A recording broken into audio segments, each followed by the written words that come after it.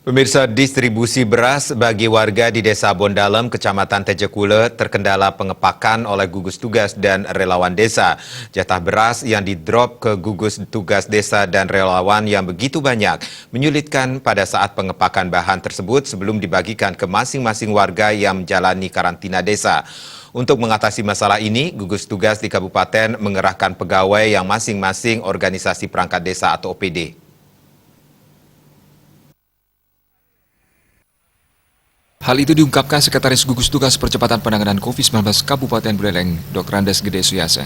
Gede Suyasa mengatakan mulai Jumat 8 Mei, Bulog akan mendistribusikan beras cadangan pemerintah ke Desa Bondalem sebanyak 30 ton. Beras ini didatangkan dari Nusa Tenggara Barat NTB. Cadangan beras sebanyak ini untuk memenuhi kebutuhan warga di Desa Bondalem sampai 6 hari ke depan. Sesuai instruksi Ketua Gugus Tugas Percepatan Penanganan COVID-19 yang juga Bupati Buleleng Putu Agus Suratjana, distribusi beras ini akan ditangani oleh pegawai di 30 OPD di daerahnya. Pengapakan beras sesuai kebutuhan warga di Bondalem sebanyak 2,4 kg per jiwa akan dilakukan di masing-masing kantor OPD. Setelah pengapakan tuntas, maka pegawai di OPD bersangkutan ditugaskan mendistribusikan ke Bondalem untuk dibagikan kepada warga yang menjalani masa karantina desa. Suyasa memastikan tidak akan terjadi kerumunan banyak orang saat pengepakan, karena pengepakan dilakukan bergelombang, di mana setiap kelompok antara 10-15 orang pegawai yang bekerja dengan sistem shift pagi, siang, dan sore hari.